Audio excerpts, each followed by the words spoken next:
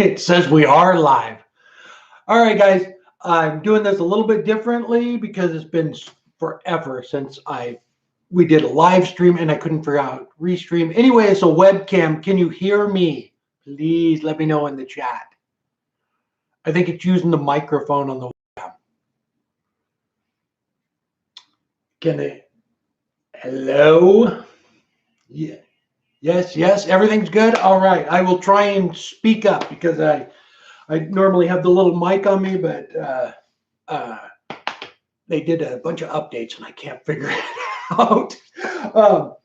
All right. So basically, we just want to come back on. We haven't done live stream in forever, and we'll get back into it. But I just kind of want to do a Q&A. So if you have any questions, again, if this is your first time here, my wife Robin is on the phone with me. So if I miss a question, she will throw it up there or talk to me on the phone and tell me if you're not being nice too. Anyway, just kidding. That's Jamie. He'll act you. We did, the skull. I wanted to show you this. The cow skull. Oh man, that one kicked my butt right there. It was, definitely. I didn't think it was going to take that long to do it after I got the horns done, but lots of carving and recarving and sanding and recarving and sanding to get it to come out. But super happy with it. Love the bob wire that we got from the neighbor. My other neighbor even let me borrow his Stetson hat for that picture in the video. So that was fun. That was out of maple, and the horns here are out of Oregon myrtle wood. Where to get the idea for the skull? Robin.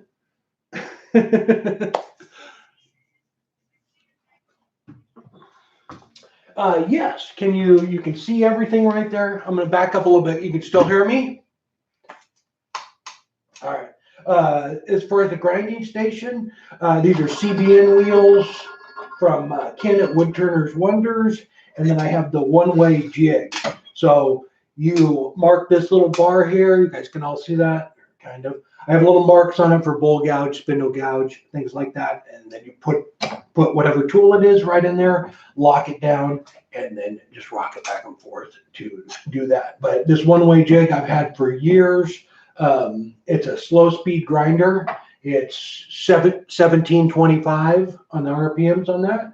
And so if you're going to get a grinder, definitely get a slow one. But those wheels are fantastic, and they're lifetime wheels too, so you don't have to replace them. All right. Robin said she's having a hard time keeping up with the questions. So we got really busy, and then we had some family stuff happen that just took up all of our time. So we had to deal with that. And so everything's starting to settle back down. And so we'll probably start doing some more live streams coming up here. And then during the summer, we probably won't do a lot of them because we got a lot of traveling to do. But it wasn't anything. It was we were enjoying doing the Twitch and the YouTube ones, but it just got to be too much, and we had some stuff going on.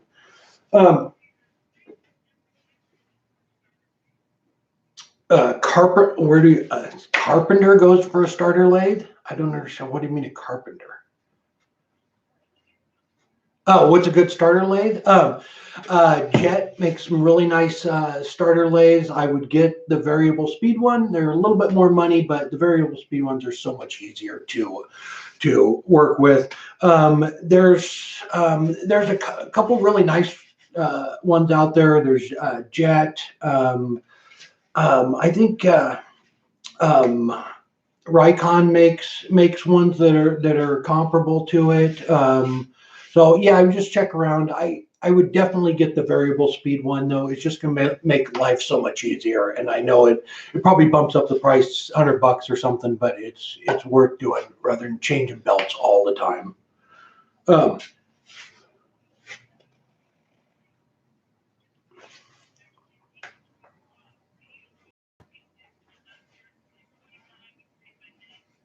Oh, okay. So how long does it take to see? I'm getting back into this. I have to repeat the question too, right?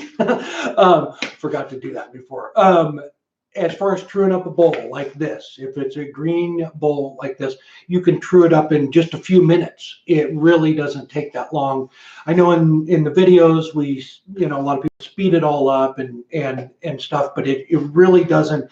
To true up a bowl like that, if it's on the lathe and the blank's fairly true, it's probably less than 10 minutes, 10, 15 minutes. I mean, you're just rough turning it. So all you're doing is getting the basic shape on the inside and outside. So it really doesn't take that long.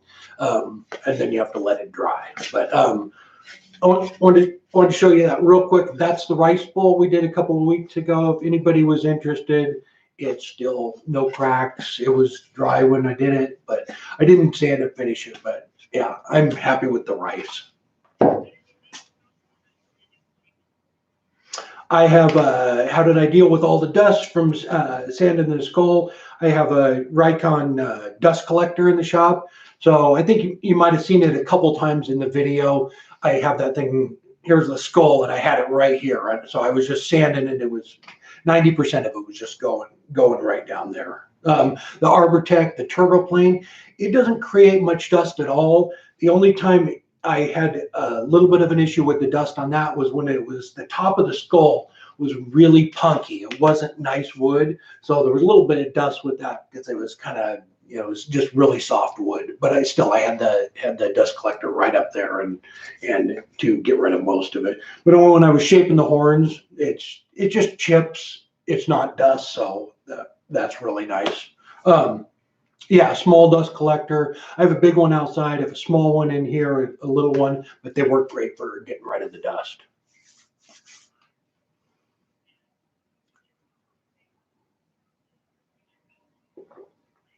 What's my go-to tool on the lathe? I have two of them that I use 99% of the time, and it is these two right here. The #1 hollower from Easywood. I use that thing for just about everything. And I know it's meant for hollowing, but I use it for everything from shaping to hollowing. And the bowl gouge, I use that.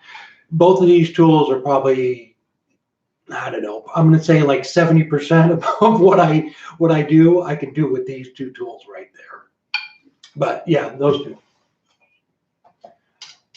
What do I think of Tang tools? I have no idea what Tang tools are.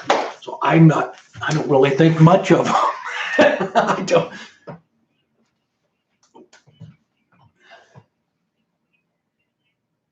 Yeah. Nova makes a nice lathe. Yeah, yep, that'd be a good one for a starter lathe.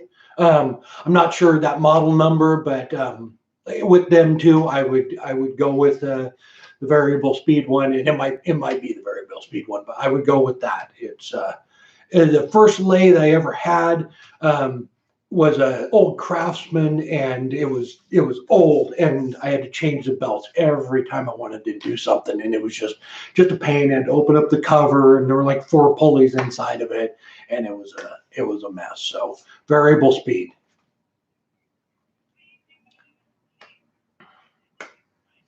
I haven't tried kitty litter to dry wood yet, but I am going to. Quite a few people in the comments on the rice bowl put that in that you could use kitty litter too. And in fact, somebody just sent a link to on that video, and it was a link to kitty litter, but it was like 100% silica. So I might check that out too, because that would be perfect, and it was pretty cheap too. So yeah, kitty litter. I think it would I didn't check into it, but it might be a little more expensive than rice. But if it has a lot of silica in it, it's going to dry the bowl faster, or dry the piece faster than just the rice, I think.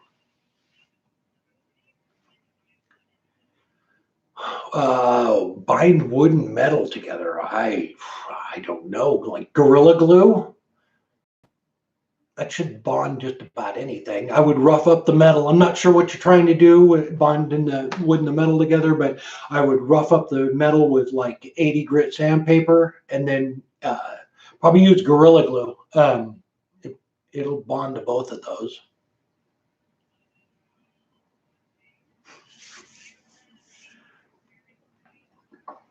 I haven't done a specific video. Somebody asked, haven't done a specific video on drying methods. So no, I haven't like gone through and done each one of them, but I've done separate videos on, the rice. I have a freezer I turned into a kiln. I've done, videos where, because I usually just take the shavings off a wet bowl and put the bowl in it and pack it in a paper bag with the shavings, which works really well. Every once in a while you get one that cracks, but for the most part that works well. It was just the rice is just it seemed to speed up that process, and I don't turn a lot of bowls, so I'm not a bowl turner really. So I turn, I don't know, maybe 10 of them a year. But a lot of people just stack them up. They'll turn 10 bowls a day or something, and they just stack them right on top of each other, let them dry in their shop, and that works well too. So there's a lot of people out there that probably have a better method for drying bowls than I do, because I don't do a whole lot of them.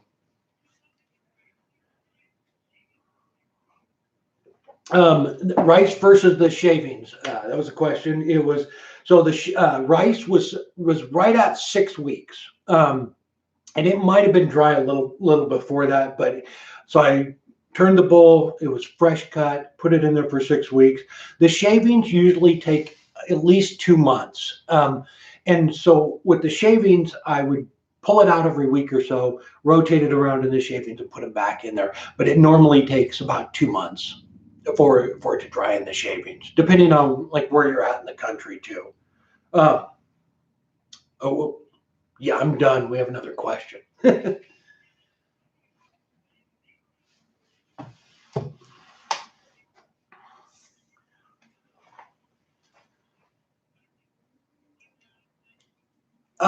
Sterling, about the carbide. So, okay, that's a good point here. Real quick, hang on, Sterling. I don't know how to get it out. And if it's the round tool, you can just grab a hold of the cutter and turn it, and it'll loosen the screw up.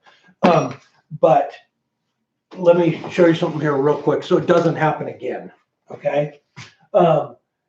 With carbide tools, they have a little teeny Allen screw in there, and when you put a new screw in there, don't turn your Allen wrench. This is the wrong size Allen wrench. I'm just using it as an example. Don't put it in there like that and tighten that thing down. They don't need to be tight. They're like precision machine to fit in that little pocket. So all you do is put your Allen screw in there, just snug it down just a little bit with the Allen wrench like that. That's what happens is if you over tighten them, then they'll get locked in there.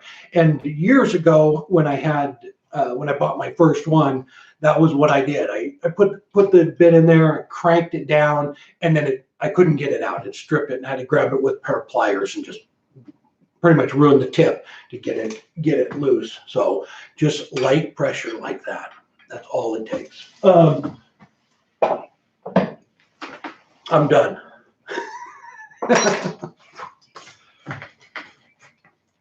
It is now. Is the negative rake scraper the primary tool I use for epoxy? And as of like 3, 4, 5 months ago, it is the only tool I use. And unless I have to like part something off, I'll use a parting tool. But they pretty much just replaced everything else I use for epoxy. They work so well. I haven't had a catch on them. And the resin, all the stuff I've got from Heath and Zach, it just cuts like butter. You can focus more. I was talking to Zach about this, because when he was turning it before too, he was always kind of in the back of his head waiting for it to catch. And with the new cutters, the negative rake cutters, you can just focus on the shape and what you're doing instead of, just cringing, waiting for it to chip and shatter little resin chips all over you. So that's if you're going to turn a lot of resin, I would definitely get some. So they work fantastic. All right. Thank you, Jamie. Thank you, sir.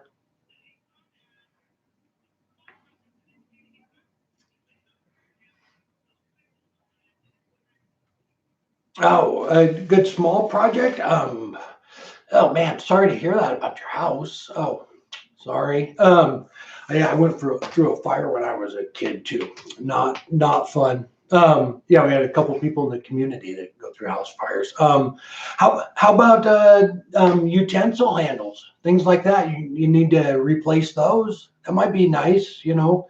Do cheese slicers, pizza cutters, things like that. You can when you get the house rebuilt, you add back in. You can do yeah, small stuff like that. I'm trying to think of stuff you can put back in the house. Um, yeah, yeah.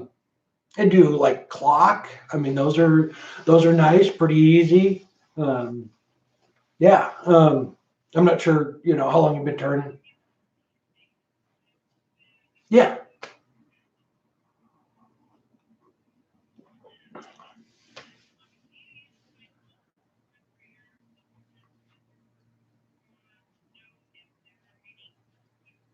Um, the Cyclone dust collector. I don't use one. I need to get one because they work fantastic. Um, I just haven't got one. I don't know why.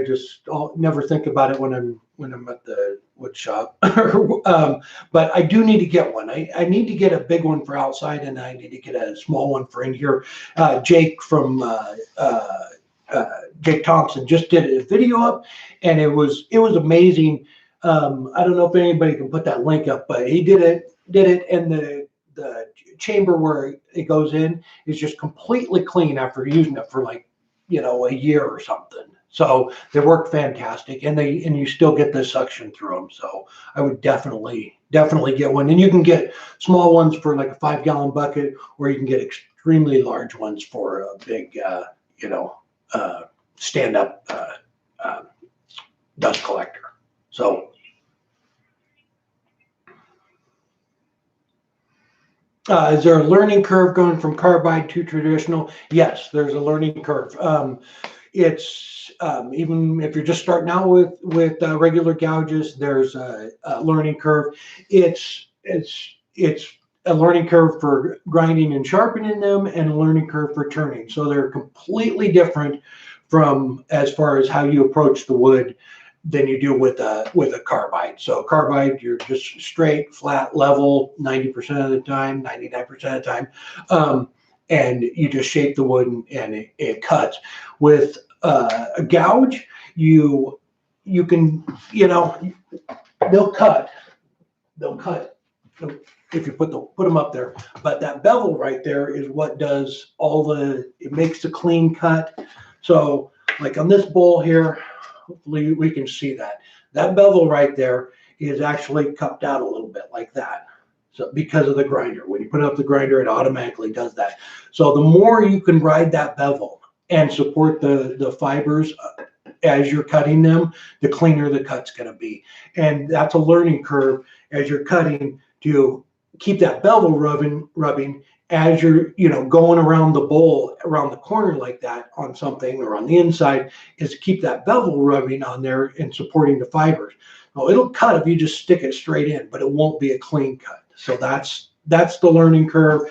How you hold them down to your side opposed to straight in with the carbide. There's a lot of little things, and like with the bowl gouge, you can cut on the wings of it, and that's a little bit different cut too. So yeah, there's a learning curve. I would definitely, if you want to try out gouges, I would probably take a class, and just if they're teaching a class on using gouges, I would try that.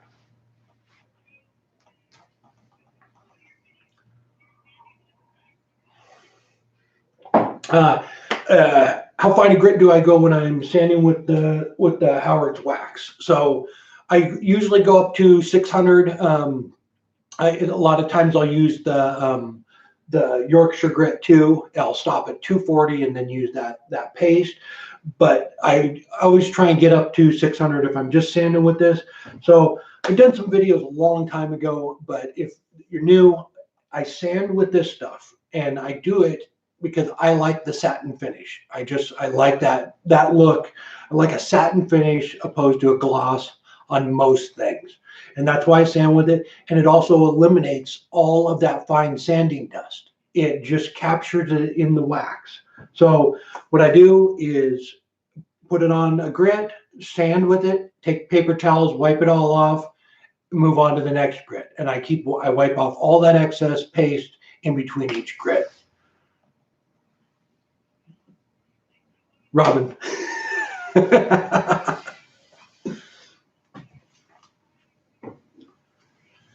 How do I finish bowls without turning them amber? I don't know what that means. You maybe is it the wax I put on it? This one doesn't have anything on it. It might be the wax. It makes the wood dark and rich like that.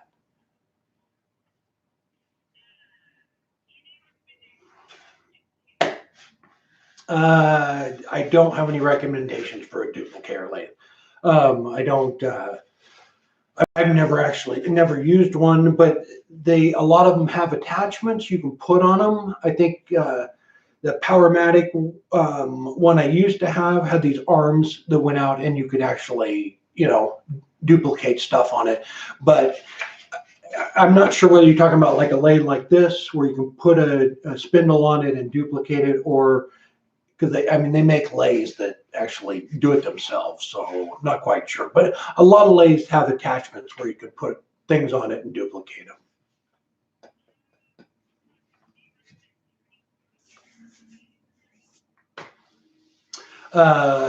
Projects for beginners, things like tool handles, utensil handles, those are great because it teaches you how the tools cut, and they're fairly small projects that the chances of something going wrong are very slim. It's just a small piece of wood in between centers.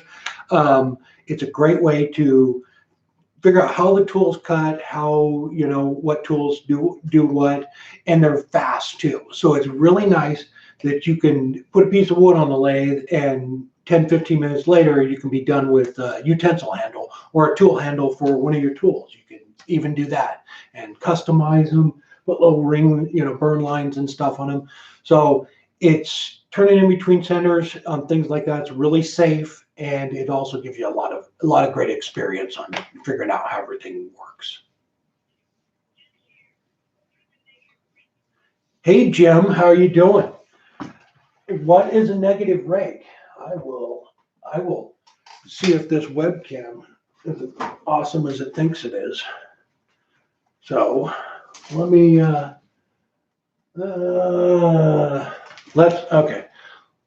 let me see.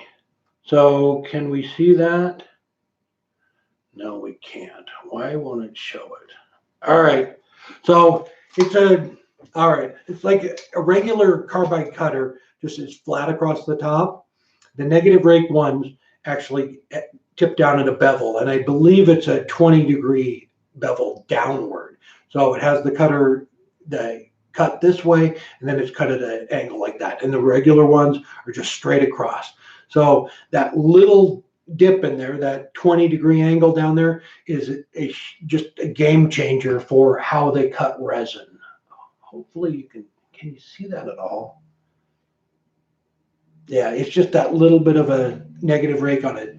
So like negative rake, they make a lot of people use negative rake scrapers. They'll have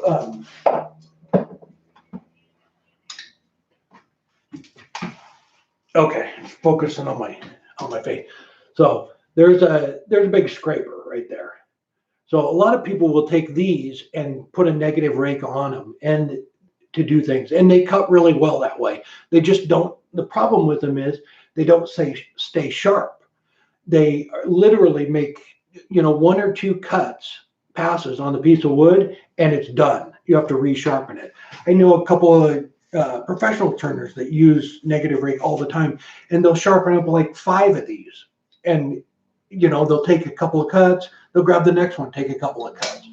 With the carbide ones, they stay sharp a lot longer, and how's that? I got my hand behind it. that working? Hopefully you can see that. All right, but on regular wood, these don't seem to cut as clean as just a regular cutter on it, and I'm not sure why. But with resin, it's just difference is night and day. All right.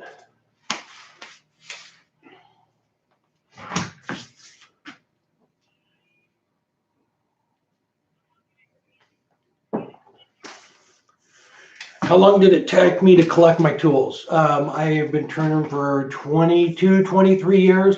So that is, Robin and I both used to work at Freightliner trucks here in Portland. And when I first got into turning, I have been collecting stuff ever since then. It's the bands. I have a jet bandsaw I bought 15 years ago. Table saw, same thing. I've had it for 15 or so years. So I started out with an old Craftsman lathe I found in the newspaper. And I slowly worked my way up. I got a Delta lathe. That wasn't great. I found in the newspaper too, but it had some issues. I don't know how long you guys been watching the show, but it squeaked and I was always spraying WD-40 on it.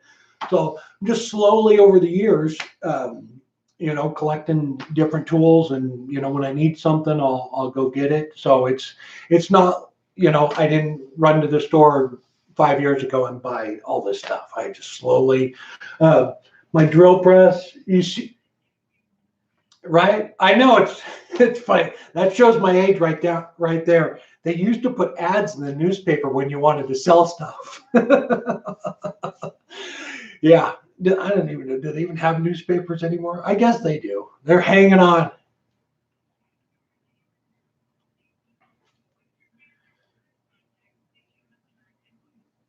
Favorite turn project. I have been asked that a lot. I think I always go back to the Millennium Falcon. I love that. I'm a huge Star Wars fan. Have been since a little kid, and I love the way it came out. I love the way the wood, the texture on the wood, and it really was one of my favorite projects. But I have a lot of them like that. That jellyfish I did a while back too. That was a super fun one. Yeah, I like things like that. Yeah, I did the Enterprise. That was a fun one too. But yeah, I like projects like that where I put a few pieces together to make something instead of just turning a vase or a bowl or something like that. I like that. I like that. I guess it's trying to process the whole thing as it's going. It's kind of like the skull. It was a ton of work, but I'm happy with how it came out, and it was fun to I pulled up Texas Longhorns on the computer, and I finally found one that showed me like 3 different angles of it, and I just kept going back and forth from the computer to carving, back and forth, and so it was fun. I like stuff like that.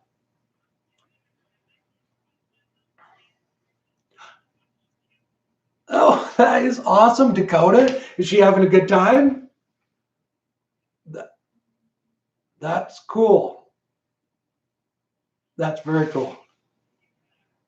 Oh, I cut out. That's awesome, Dakota. Oh, okay.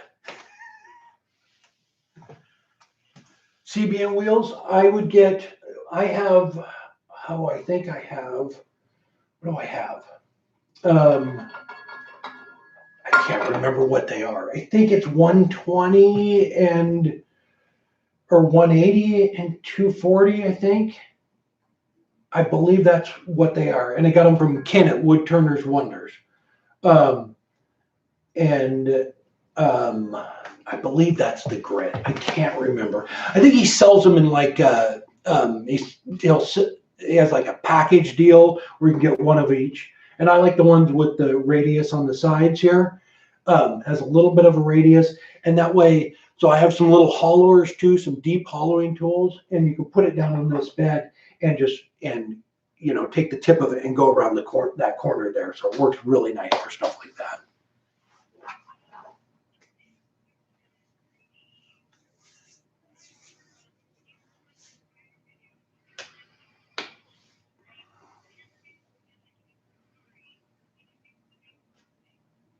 Was I rushed? Was I rushed when I first started video filming?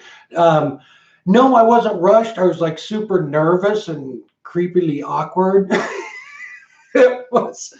I probably told this story before. This is not what I planned on doing. Um, like I said, Robert and I worked for 20 years as Freightliner, and this isn't what I was going to do. It was just kind of a weird little thing, and the reason I put the video up is I just figured somebody else wanted to see what I was doing, because somebody was interested in it. But anyway.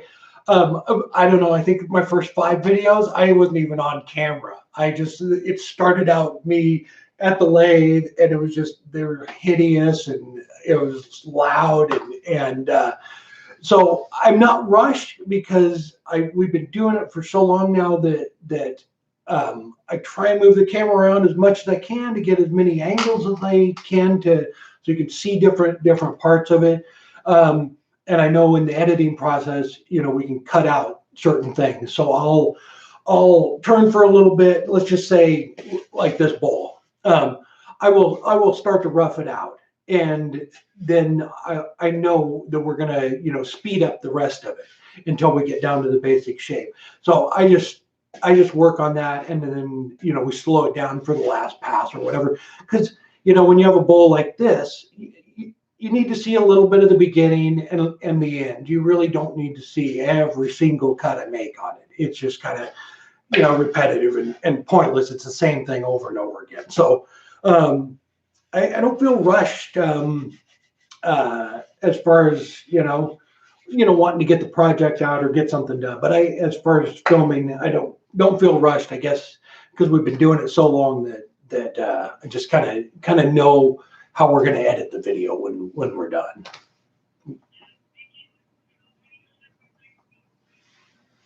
How do you sharpen, Vicky? How do you sharpen high-speed steel tools? With the CBN wheels right here. And I have a one-way sharpening jig that goes under it. And just like that. And you take your tool, put it in this little jig right there, and put it in the pocket, and it grinds away. So I have this bar right here marked out. I have marks on it. So I pull that right up there, lock it down. That's my bowl gouge mark. Put it in the pocket. As far as this one-way jig goes, it's 2 inches. The tool is supposed to stick out 2 inches. So I have a little block here. Put that right up there. Thumb against it. Tighten it down. And put it right in the pocket. Just like that. And then you can grind up both sides of it and rock it back and forth. So, yeah, I think we have a couple of videos on sharpening. The CBN wheels are great because they don't wear down. When I first got this grinder, I picked it up and it had the aluminum oxidized wheels on it, the white ones. And what happens is you sharpen a tool and it's not true. So I had a little diamond stone thing you have to put up against it. It would create a giant cloud in the shop. It was just a mess. And you would have to true the wheel up again. Then you would sharpen a tool or two and it wasn't true again. So you constantly had to grind those things down. Plus the wheels were getting smaller and smaller and smaller. So with the CBN wheels, they don't wear out. They don't get untrue. They're just perfect every time. So if you set this thing, it's dead on every time. It's not, the wheels aren't getting smaller and you have to keep moving in or anything. So I highly recommend the CBN wheels. They're kind of pricey, but you only have to buy them one time and you're done. Yep.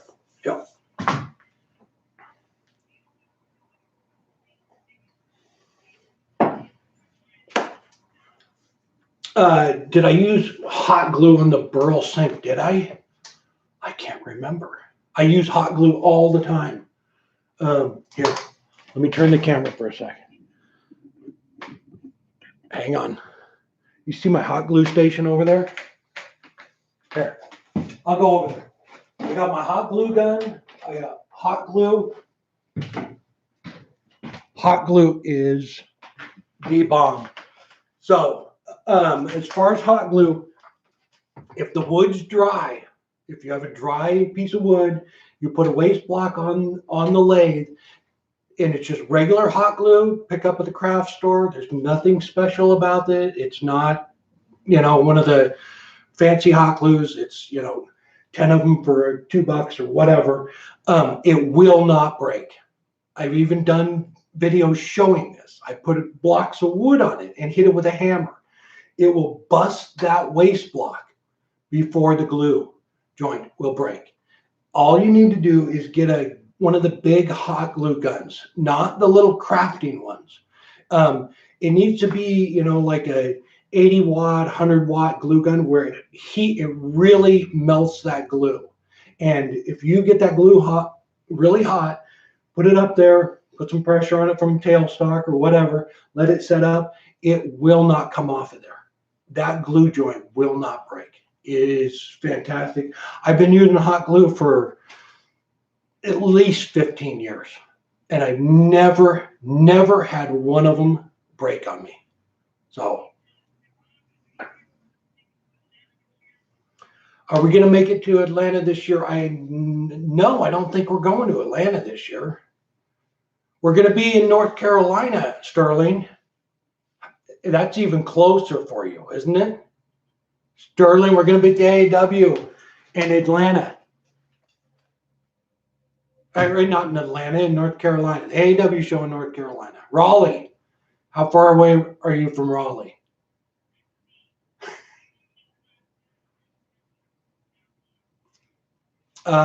In the southeast. Where's the southeast? No, we don't. That would be where are we going to be? Okay, hang on. We're going to be 2 weeks. We're going to be in Chandler, Arizona, for the Woodcraft show. And then where are we going? I'm trying to think where we're going. I think Maker Central is the next one. We're going to be in Las Vegas. We're going to be in Raleigh, North Carolina. We're going to be in Texas at SWAT in Waco, Texas. I'm trying to think. And then Vegas again, right after the AAW. But we're not headed down like Alabama or anything. Is that what you're talking about?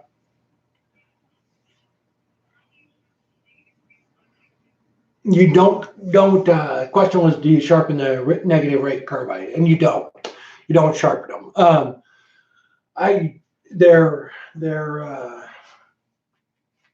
don't even think you could really if you wanted to. It's bevel on them is it's really hard to see, but the bevel isn't like, it's not just a straight negative rate coming this way. It goes around the corners. So we use them when they're done. And I've had this one on, I think this is the second month I've had it on there, or maybe longer. So they're going to last a long time.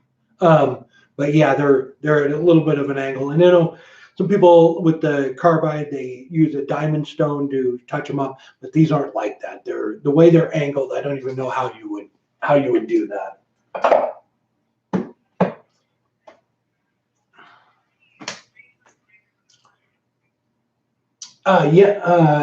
Regular grinding wheel.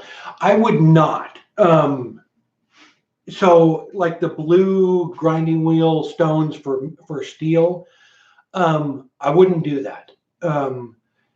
Unless you need a slow speed grinder. You don't need one, but it's a slow speed grinder. It's not going to burn the tools. A high speed grinder burns them and ruins the edge on them, just like that. So that I don't know if you can use the blue wheels instead of the white wheels, but I'm going to say no. I think the white wheels are a lot softer, so they're not going to hurt your tool as much. I think the other ones are meant for steel, grinded steel. So I don't know exactly, but I'm going to lean towards no.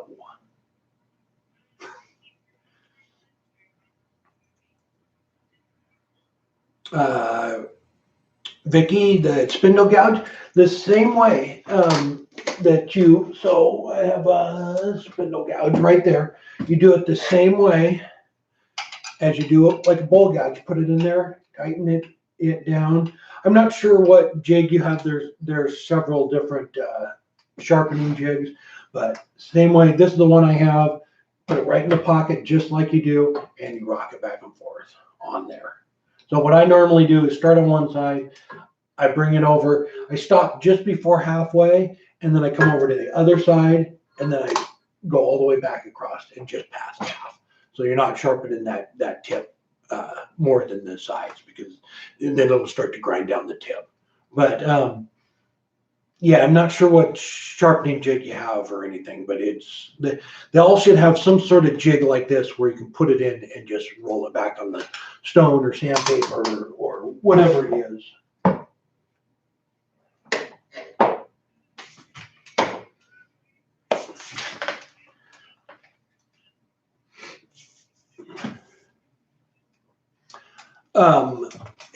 Should you buy, the question was, should you buy carbide or a set of Harbor Freight for a newbie? All right. So I personally would go with the carbide. You're gonna have much more fun turning. Because the problem with really cheap tools like that is not only do they not stay sharp, they never really get sharp. They're just not good steel. So if you want to go with regular gouges, I would get like one at a time. Or if you want to go with the basic set of the 3 on the carbide, you can turn basically everything.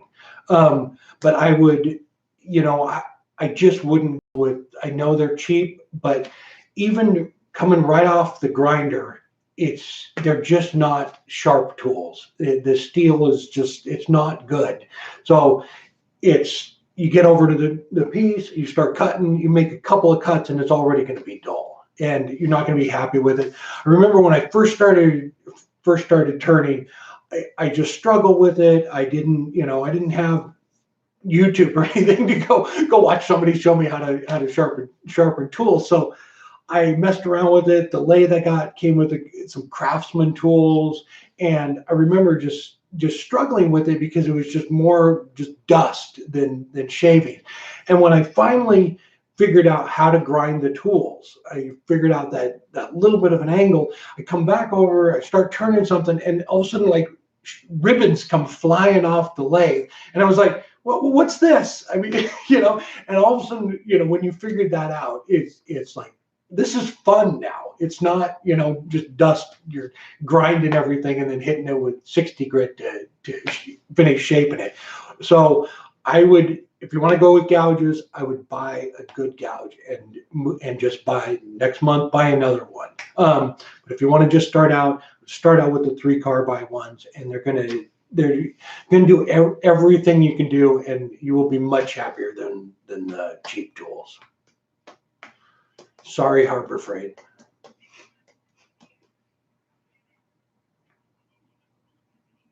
How do you turn a live edge bowl?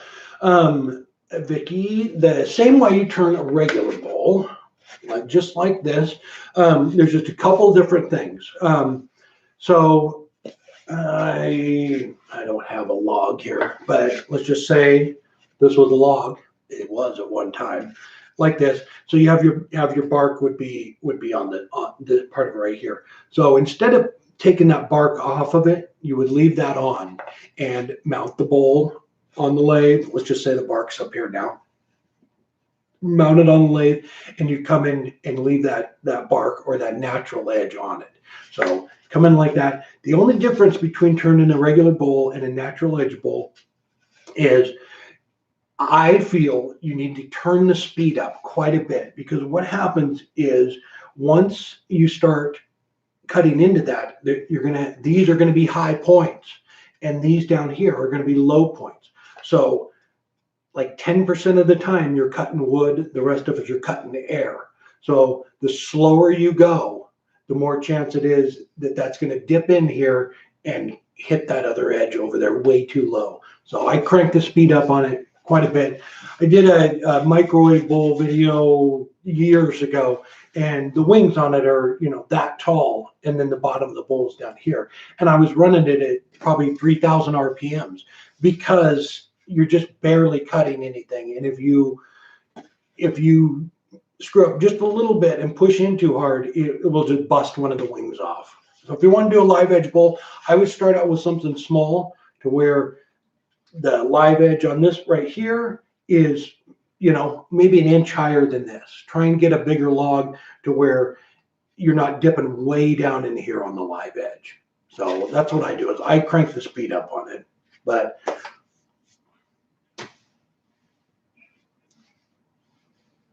Oklahoma, we'll be in Texas. That's pretty close to Oklahoma.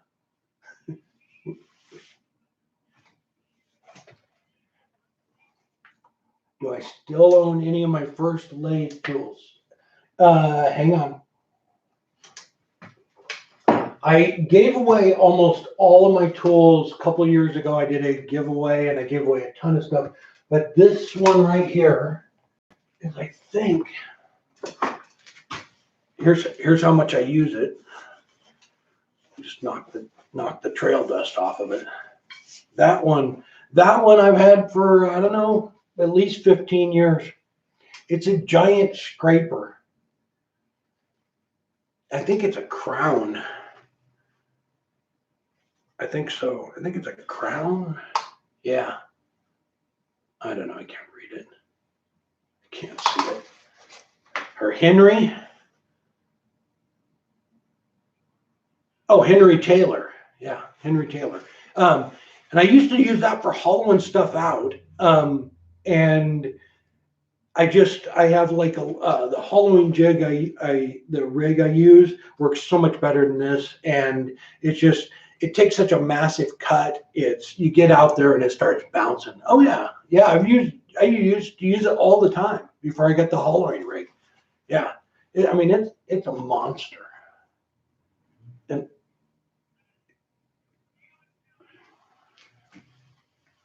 oh, and Jim, I am loving this scroll saw. Oh, Jamie wants to know how. Jamie wanted to know how I'm loving the scroll saw. I love the scroll saw, Jamie. And thank you again. Jamie gave me a scroll saw for my birthday. He felt bad for me.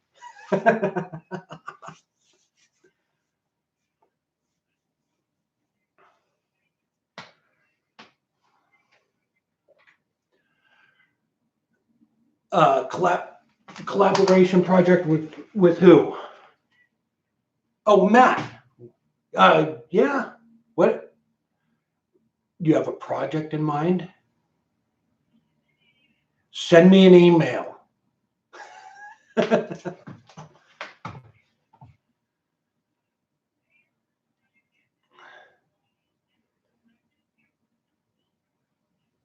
Yes, I've turned Manzanita burl. I haven't ever mixed it with blue resin, but I know Stone Coat has done some really cool stuff with the blue resin. They've done some cool burl things. But yeah, I haven't done any resin with Manzanita. But yeah, it's beautiful wood. I grew up down in Southern Oregon, and it was but it was before I started turning, so I really wasn't looking at it like that. But I know there's some beautiful things made out of it. It's just amazing, just that deep, rich red. Yeah.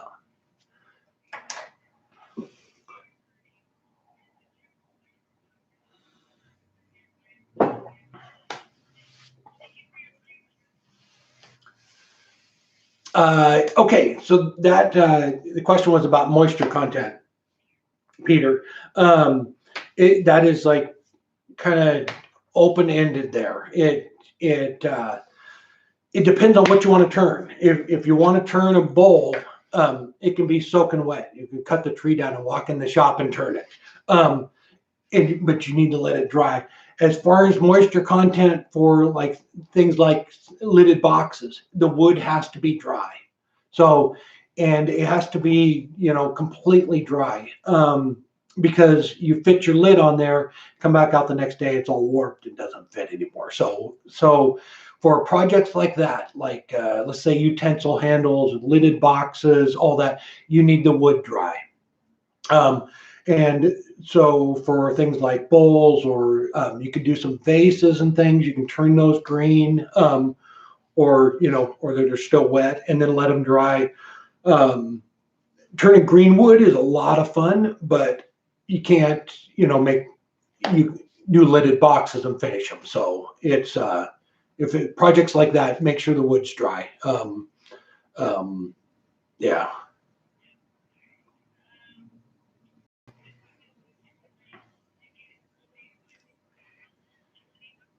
Yes, I would get a vacuum Rex for stabilizing wood.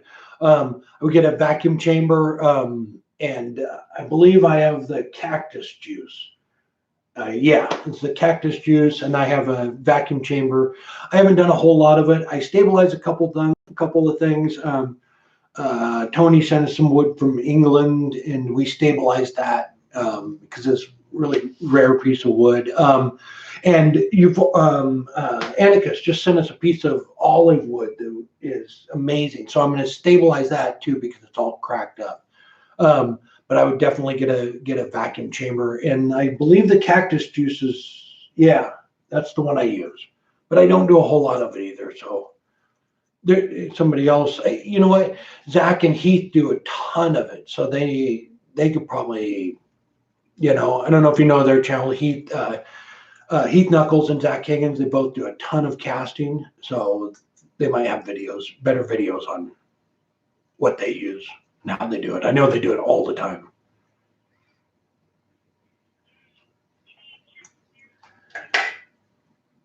Any trips? We don't have any trips to New York planned right now, but we're working on it. We're working on getting out more. We're going to be headed, like I said, we're headed to Arizona for this big one.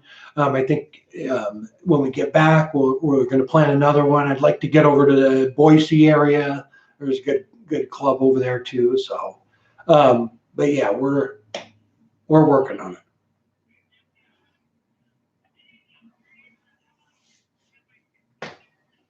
How often do carbide tips need to be replaced? So it depends on how much you turn. I turn at least 5 days a week, and mine last me about 6 weeks. So, and just when I notice they're not cutting right or cutting clean, I just turn them a little bit and keep going. So if you turn, 4 or 5 times a month, they'll last you 6 months. So I turn quite a bit. I don't come out here and just use them all day. So I go back and forth between the other tools too. So it's not like I'm just using one tool, but they generally last me about 6 weeks. But I do a lot of turning though.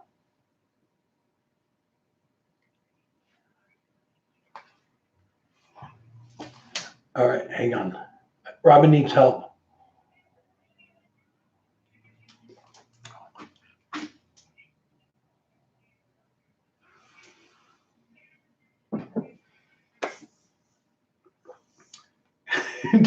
Oh, Alex, no, I didn't check in the newspaper.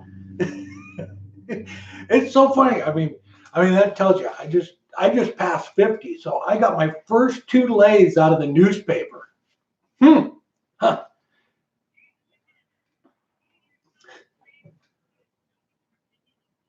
Yes, that's what I have, Dave. That's I have Jacobson, and they're fantastic steel. They really are, and that's kind of what I was talking about before. Is don't buy, the cheap tools. Thompson makes excellent steel. D-Way makes excellent steel. Robert Sorby, and that's what after I got started and figured out how everything was supposed to work. I used Robert Sorby for years, and they're excellent steel too. So I would just, they're all, basically the same grinds and things like that. But I would just, find one you like and go with that. But yeah, they're fantastic steel and they hold an edge good.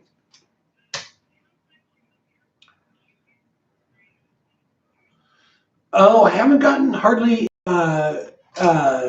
Somebody asked me how much I would get from Greg, and he is the burl hunter. I haven't got a whole lot, a few pieces from him. We get most of our wood off just Craigslist, but I've been doing this a long time too. So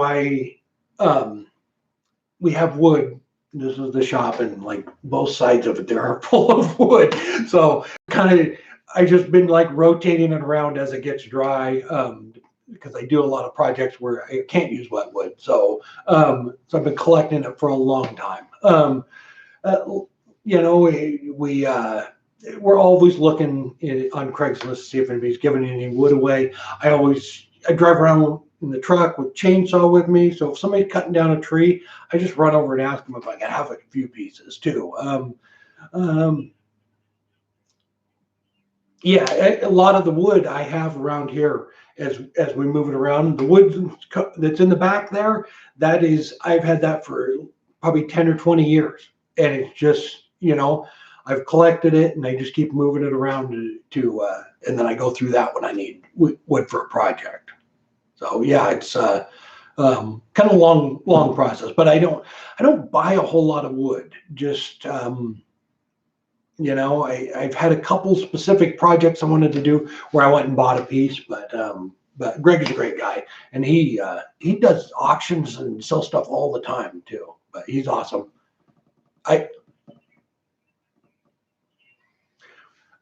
Steve, we will be there on the 26th of January, just a couple of weeks away. We're going to be at the Woodcraft on Saturday. Ty's having a YouTube makers meet up there that weekend too, and then I'm teaching a basic wood turning class for the turning club there, Arizona Turning Club, on Sunday. We're doing a basic turning class, and then on Monday we're doing stingray boxes. So we'll be down there for a few days.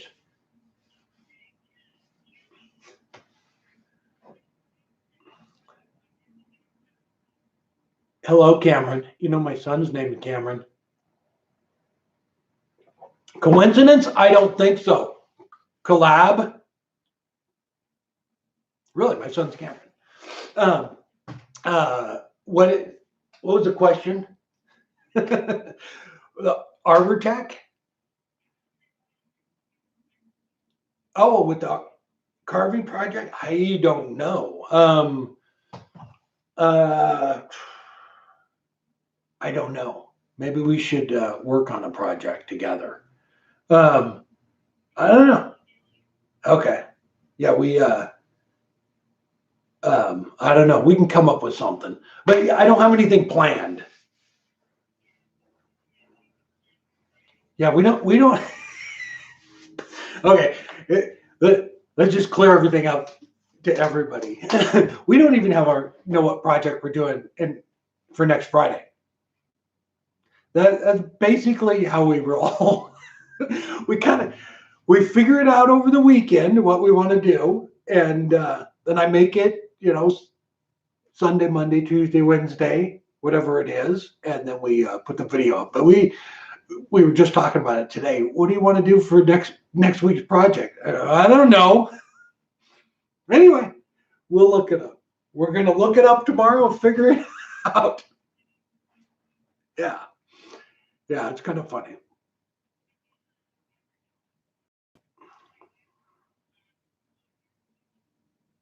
The carbide, we got into that a minute ago. They last me, I turn minimum probably, I don't know, five days a week, and they last me about 6 weeks. So depending on how much you turn, if you only turn a few times a month, 4 or 5 times a month, they probably last you 6 months. But yeah, they, like I said too, I go back and forth with them, but on average, they last me about 6 months. Or 6 weeks. Do I have any advice to grow a new woodworking channel? Make stuff.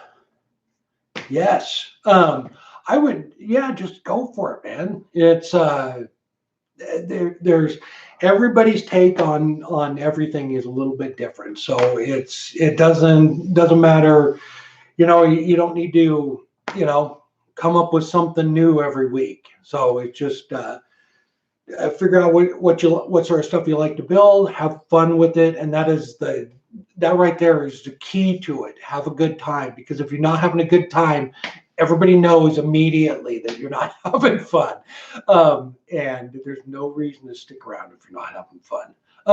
Yeah, I mean, if you like wood turning, turn whatever you like. It's flat work, whatever it is. I would go for it, because everybody does everything a little bit different, and don't get discouraged, if I don't know, there's some weird things out there. People don't want to do projects that somebody else is already done it, and it's kind of weird. Don't think that way, because it doesn't work. It's Nobody would ever turn a bowl again because it's already been done. All right. I mean, and how many bowl videos are there out there, and how many more bowl videos are there going to be? But don't look at it like that project's already been done. You have your own take on it. You have your own way you're going to do it. So I would go for it. Don't worry about any of that stuff.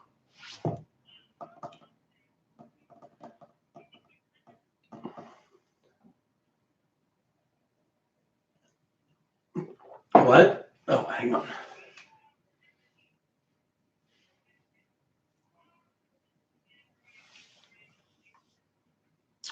Question was, how often does the Friday project turn into something different? Very seldom. It's very seldom do we that not what we have planned. So I probably count maybe 10 times out of the whatever 600 videos, and a lot of out of all those times, most of them are I had an idea that I wanted to do something, and a day into it, I realized it's not going to work, or I don't have time to figure out exactly how to make it work. So I'll switch gears and make something else. So that was probably what happened with most of them. This one right here, this was one of the, this was a big one where, I had planned on it. I had everything ready for it, and I was just going to go for it and get it done. And after I got that cut, it just, I don't know, it just didn't look right. And I already had all the wood to make the project, so I switched gears on that. But yeah, most of the time we come up with the idea, and that's exactly what we do or end up with, or close.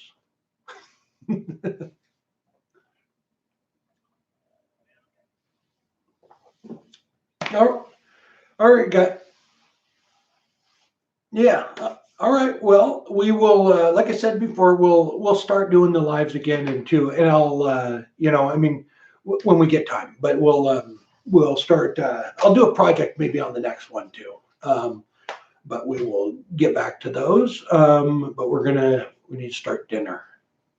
All right. What are we having? Baked potatoes. Baked potato ribs and baked potatoes. That's what we're making.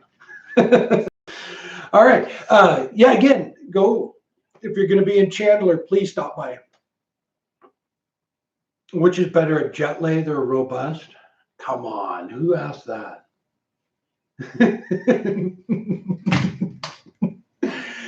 Joe, it's apples and oranges, Joe. It's yeah, definitely super high quality on the robust. Yeah, super happy with both of them. Hey, Ron, how are you doing, sir? Would you like to leave in the chat? Ron just had a birthday. How you doing, young man? Sterling, the easy woodchuck with the quick release jaws.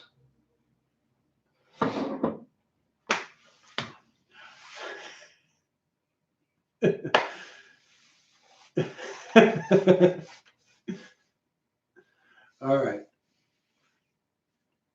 All right. All right, guys. I'm gonna take off and start dinner, and then we should probably figure out what we're gonna do Friday, right? All right. Have a good night. I am going to hopefully everything was good and the volume was good. I seemed all right. All right. Good deal. All right. We'll see you. All right. Hey, you bet, man. All right. Take care, guys. See ya.